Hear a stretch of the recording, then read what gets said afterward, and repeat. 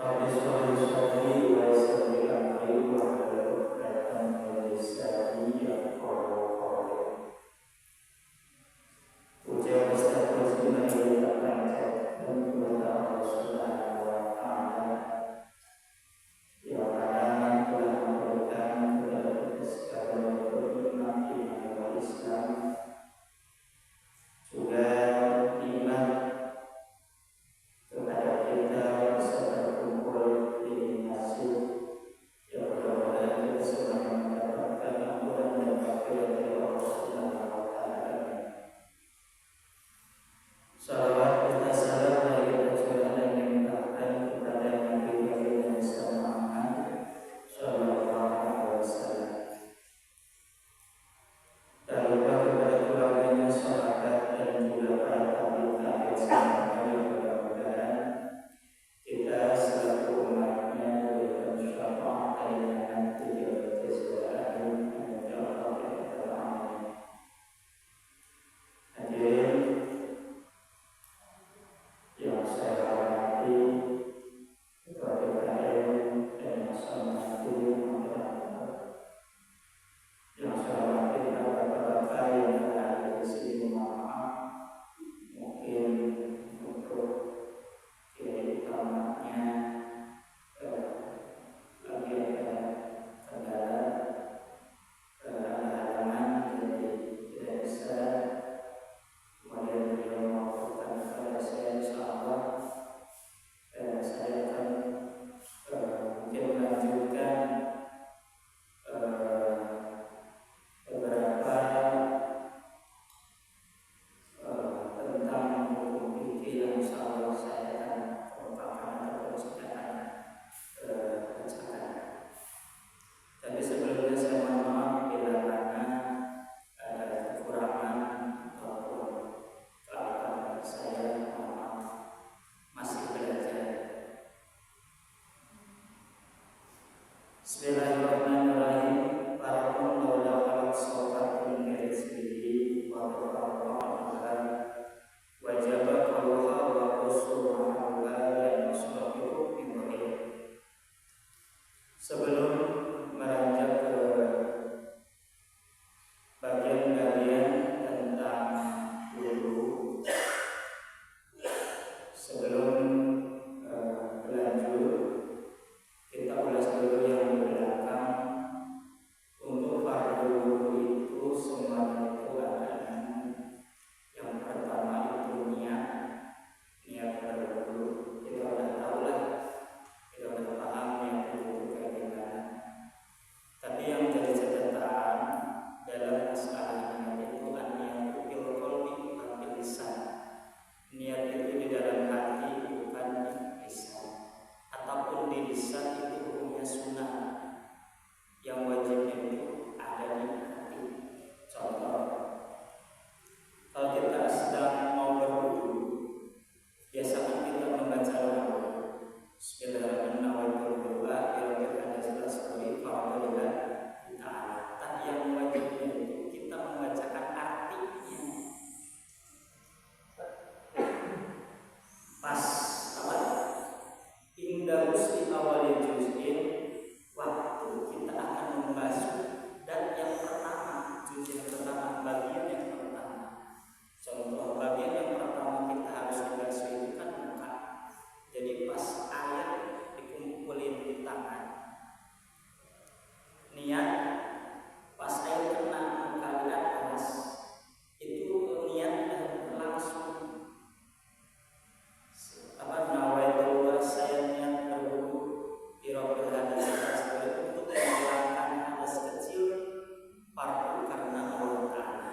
Saya niat untuk menghilangkan, saya niat wudu untuk menghilangkan hadas kecil fardu karena Allah Ta'ala. Jadi pas kita sedang mengumpulkan air, nawaitul wudu'a li Rabbil hadasil asghari fardu lillahi ta'ala. Pas ke atas air kena ke benda yang pertama, kena ke muka itu, kita mulai niat saya wudu untuk menghilangkan hadas kecil fardu karena Allah. itu yang dilakukan. Yang benar itu seperti itu. Terus ada pertanyaan, boleh nggak niat dari lisan? Boleh saja. Yang penting di hatinya dibaca. Tapi lebih bagus, lebih afdal lagi dibaca niat lisannya, itu kan sunnah. Yang bacanya di dalam itu kan mati. Kalau sunnahnya dibaca itu lebih afdal, lebih bagus, lebih afdal. Kalau menuju kepada ujur atau ganjaran itu lebih besar karena mengandung unsur sunnahnya ke bawah. Kembali lagi, yang pertama itu adalah niat. Niat yang pertama itu adalah di dalam hati. Ketika kita akan mengambil air, terus air tersebut kena kepada juz yang pertama di muka, itu berlaku perjalanan itu niat tersebut. Terus apabila contoh seperti ini, pas membacakan niat di dalam hati, ternyata pas air mengalir di sini, pas kita mengucapinnya ternyata ada di sini, berarti yang kena itu pertama ini, berarti ini belum komplit. Makanya dalam berwudu itu kan batasannya cuma 3. Makanya selalu diberi 1 itu untuk mengakmalkan, untuk penyempurnaan. Kalau ada yang kelewat, lebihi 1 aja, jangan pas-pas. Sedangkan dalam membasuh muka, yang pertama kan niat, yang kedua membasuh muka gitu. Dalam membasuh muka itu yang disyaratkannya itu adalah, yang diwajibkan itu adalah air itu mengalir, bukan diusap. Bukan diusap. Kan namanya juga ghuslul wajhi, membasuh muka, bukan masbul wajhi. Kalau masbul wajhi mah mengusap muka, tapi keterangannya ghuslul wajhi, membasuh muka. Atau yang kita lakukan selama ini salah deh, ya kita lihat sendiri aja. Jadi yang bagusnya gimana? Air kumpul, semua dari ujung pertama turunnya rambut di pinggir sampai ini, di bawah sampai ujung gadok. Itu batasan buku atau batasan muka anggota wajib atau wajib ramai muka untuk berwudu. Kalau saya mah alhamdulillah, kalau di rumah itu, kalau wudu itu kerannya di atas. Keran itu di atas di sini.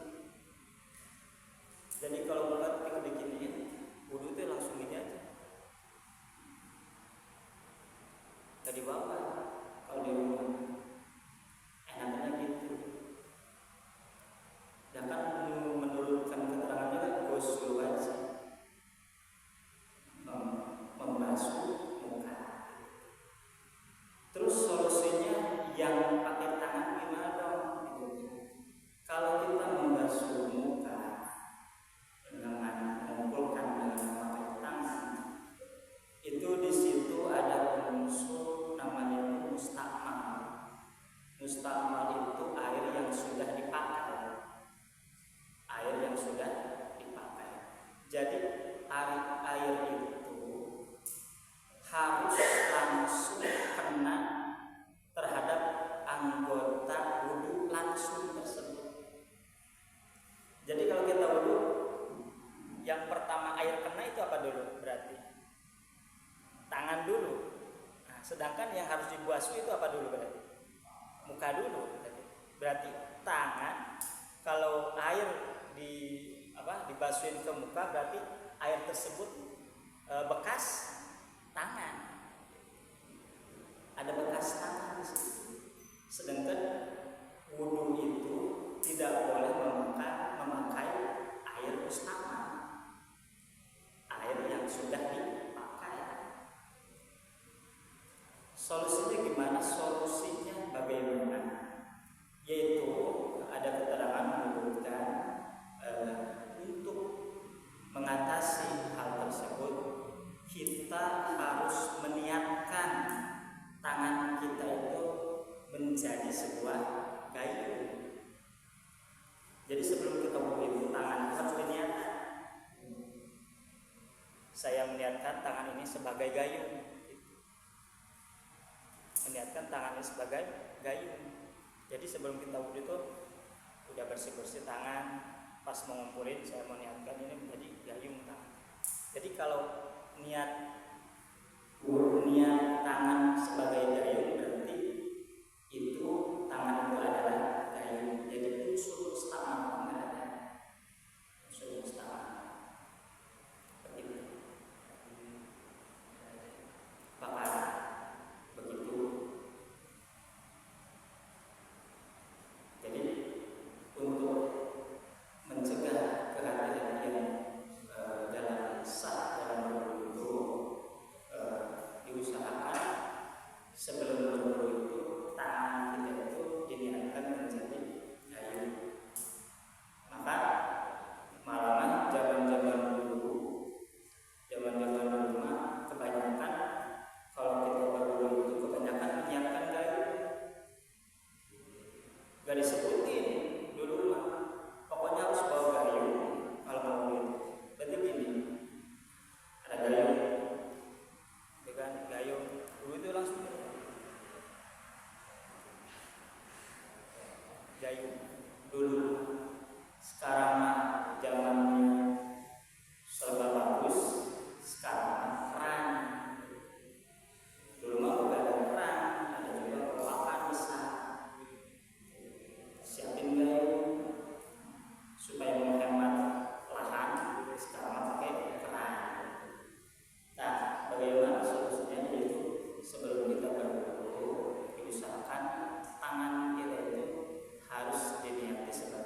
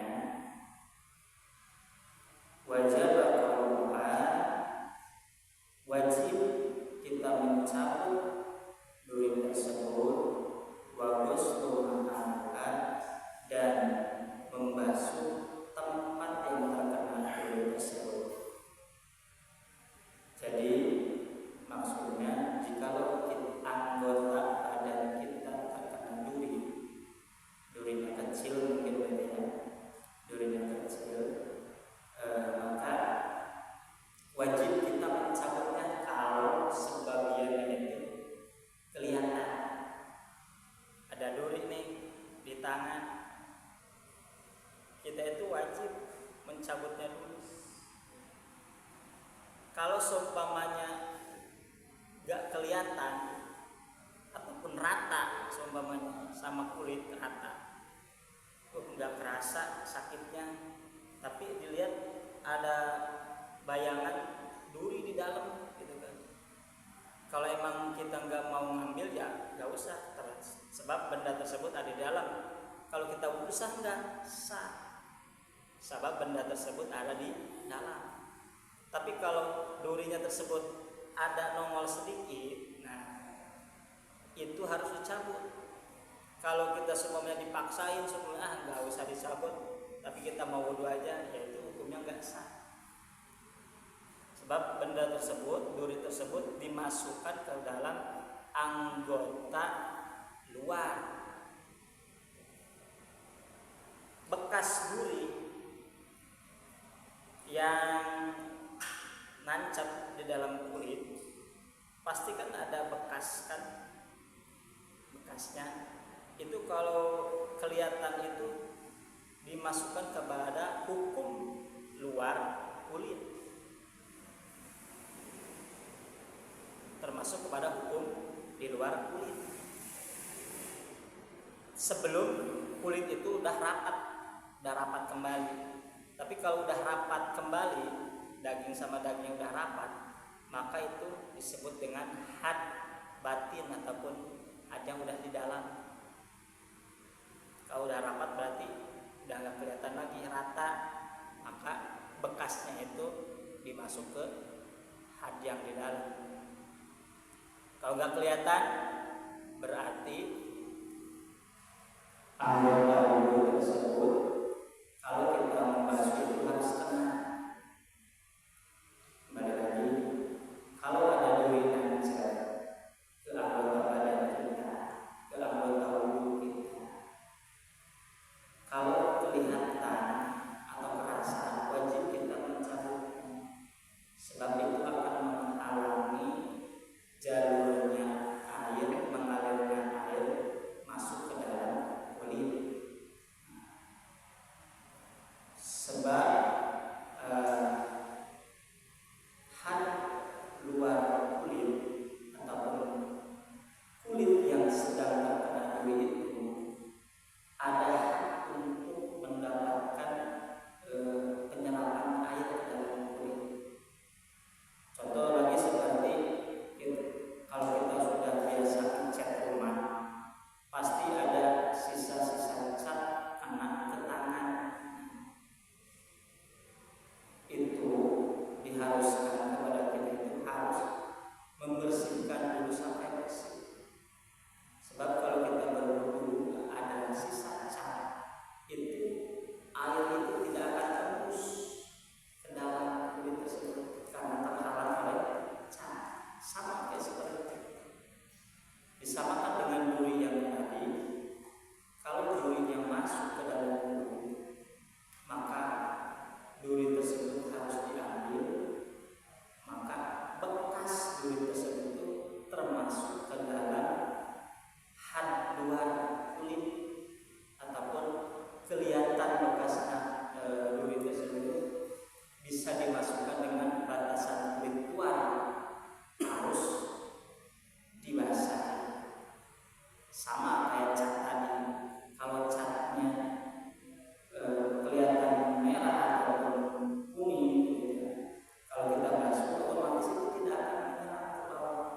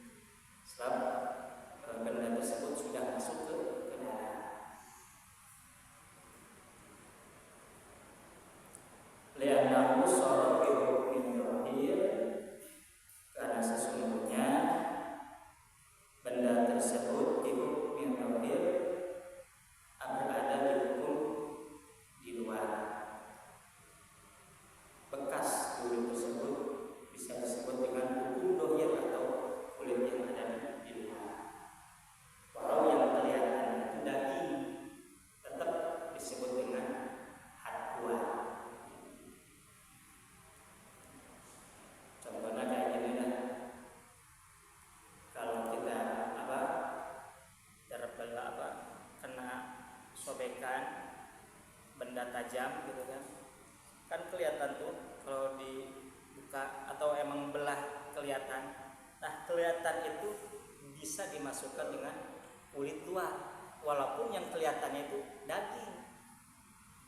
Wajib dibasuh, wajib, harus dibasuh, jangan sampai gak dibasuh,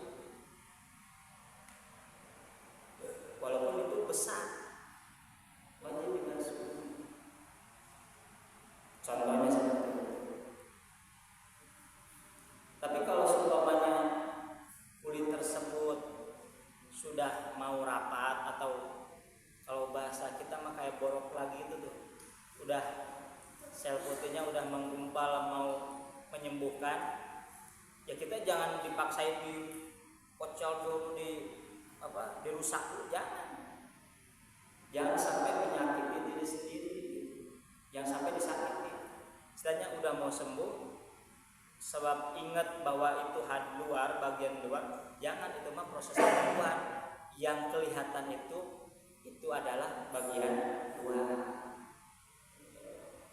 jangan dipaksa untuk dibuka.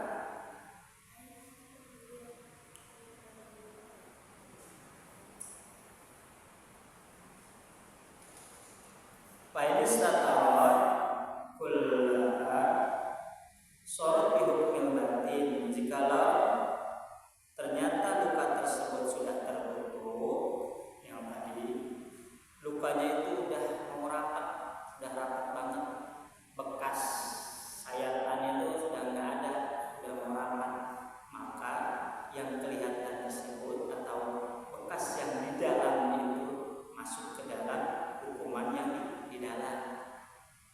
Jadi nggak usah dipaksa ke dalam, dan itu udah rapat gitu. Pokoknya anggota yang kelihatan itu wajib dibasuh. Kalau yang udah kelihatan itu memang nggak wajib dibasuh.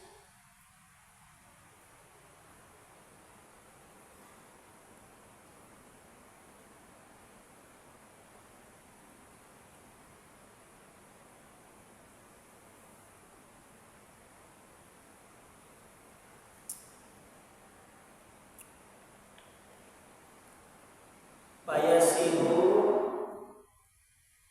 dan sah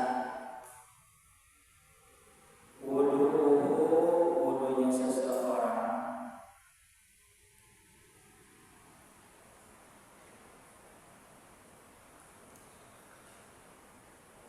wala tanaffahu, dan kalau anggota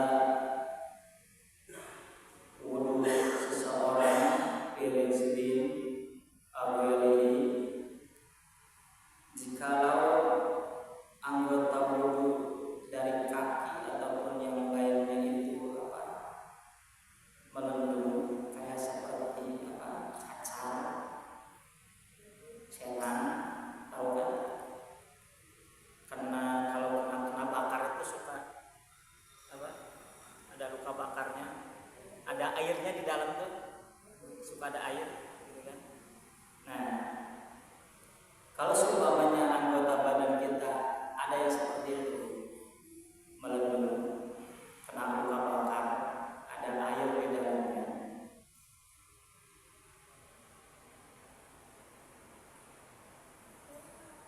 lam yajib ghuslu batin, ini tidak diwajibkan untuk membasuh dalamnya.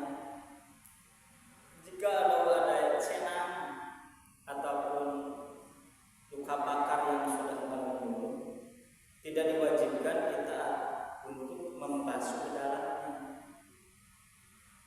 Adapun kalau kena seperti kena bakar atau kena penyakit, ada yang melendung di mana-mana. Jadi kalau kita wudu itu gak harus disayat dulu supaya air kena ke dalam gitu kan. Ya itu cuma pelendungannya doang, enggak. Yang ada aja, yang kelihatan. Gak harus dipecahin dulu. Itu mah merusak. Seadanya aja, yang kelihatan itu yang harus dibasuh.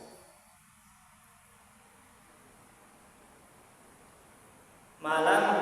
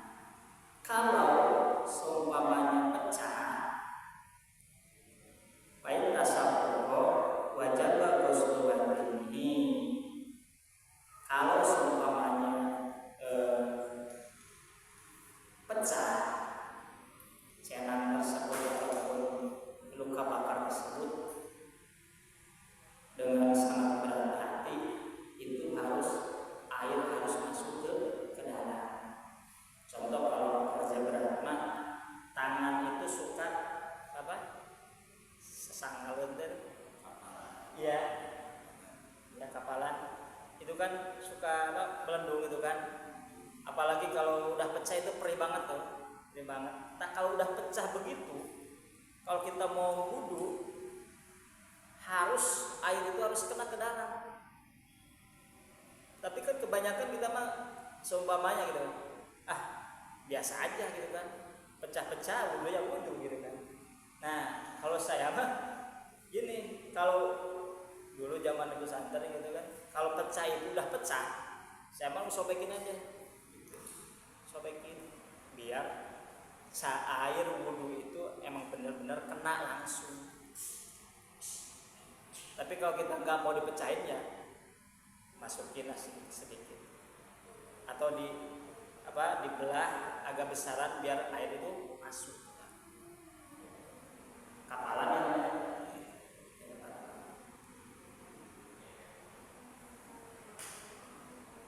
Jadi gitu. Kalau seumpamanya masih kapalan tersebut masih utuh, nggak pecah, itu mah wudunya seadanya saja. Tetapi kalau emang sudah pecah dengan cara berat hati, itu mah harus dibasuh sampai ke dalam. Sebab kenapa bisa disebut atau harus dibasuh masuk ke dalam? Sebab kalau sudah pecah, maka yang dimaksud dengan kulit luar itu yang ada di dalam tersebut sudah termasuk kepada kulit luar. Kulit luar yang di luar itu mah enggak termasuk. Tapi kalau belum pecah, kulit luar itu yang melindungi.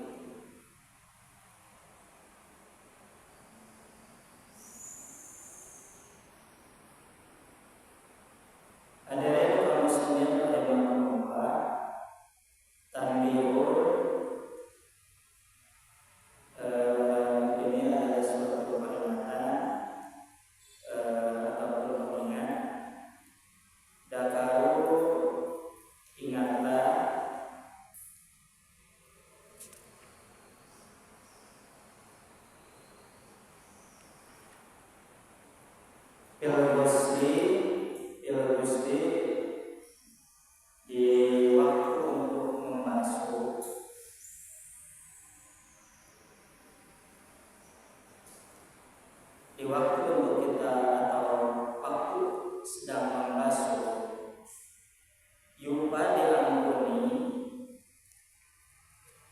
anbadini aktisari dalam membasuh dalamnya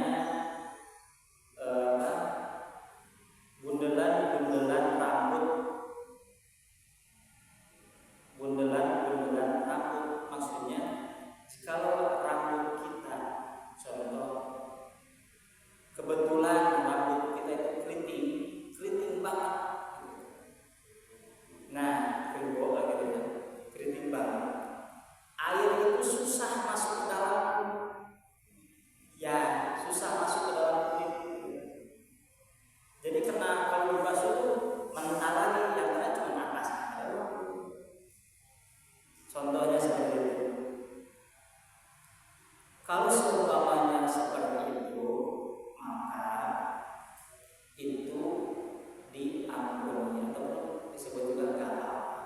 Kalau memang posisi rambutnya seaslinya emang seperti itu, nggak dibuat-buat. Kalau zaman-zaman sekarang mah kan mau dikeritingin gitu kan, biar keren atau gimana. Sengaja ini mah seaslinya. Kalau emang mengumpal besar air susah masuknya, itu memang nggak apa-apa. Kalau emang nggak masuk ke dalam, tidak pada binasi apabila keritingnya rambut tersebut itu binasi dengan sendirinya.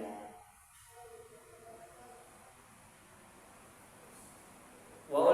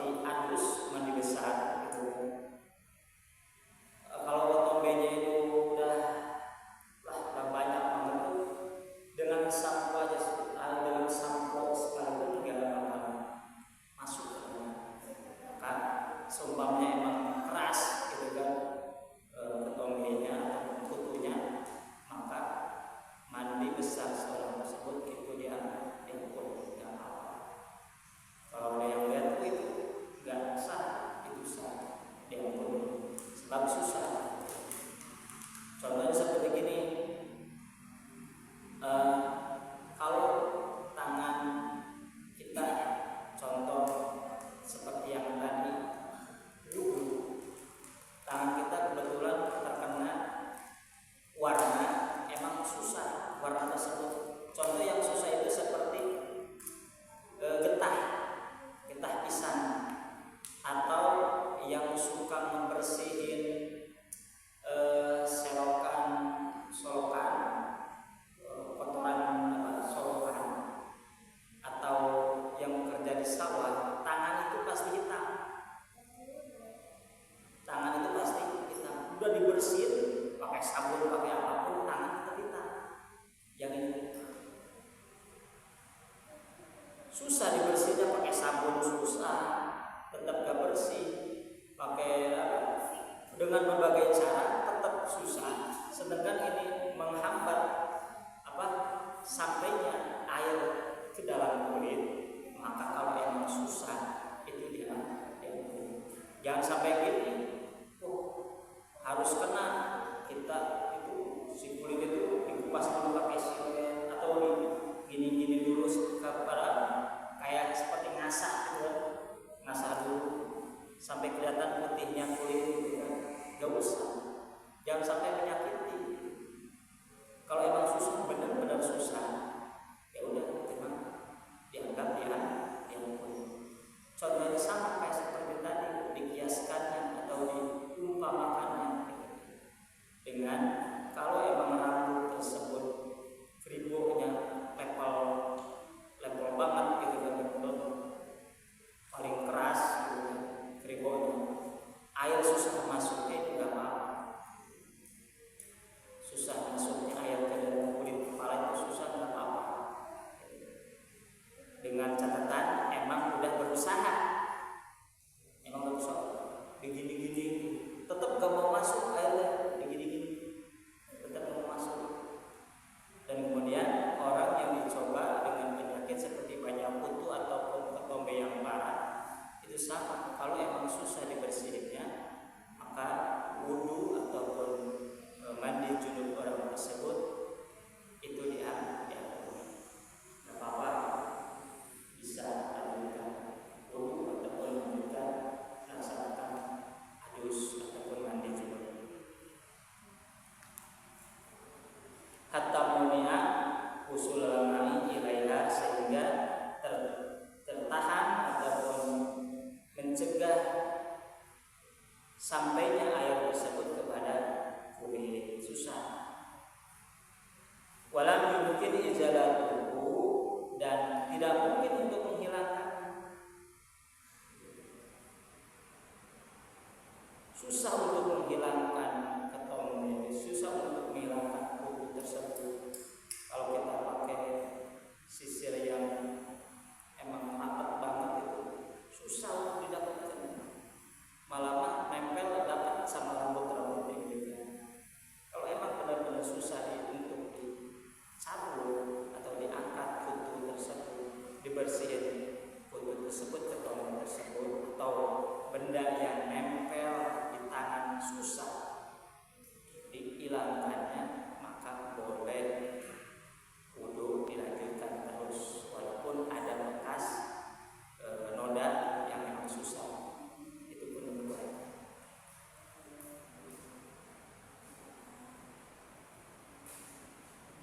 Hadirin kaum muslimin rahimakumullah, puasa di Syawal dan yang keenam fardu wudu atau fardu wudu itu yang keenam adalah tertib.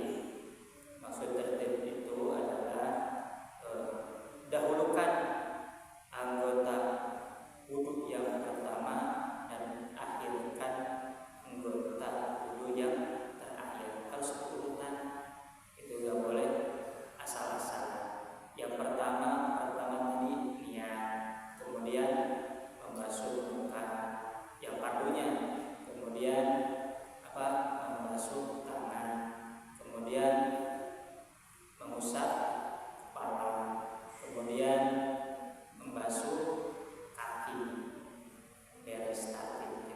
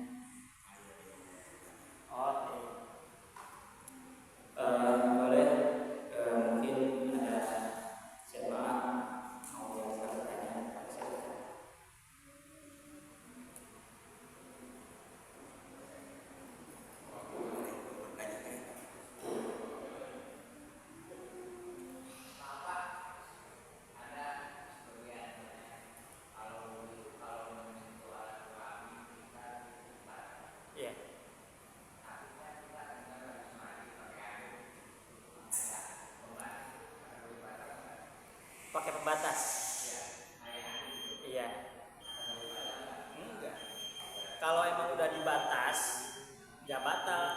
Kalau kita emang kayak di sarung lagi gitu, sarung. Kalau emang sengaja kita pegang itu nggak batal, kan ada pembatas. Iya, nggak batal.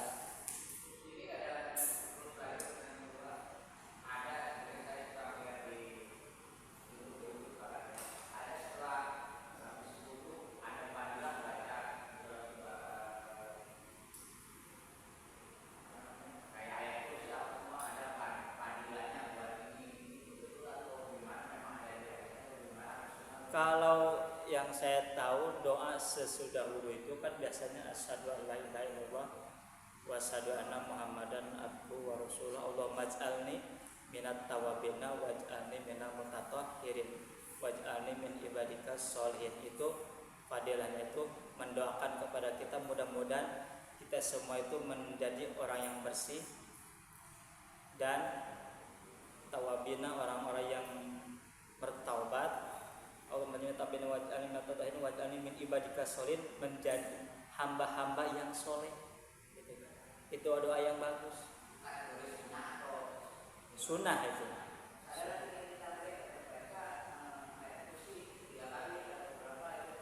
Oh itu mah terserah. Mau ditambahin boleh.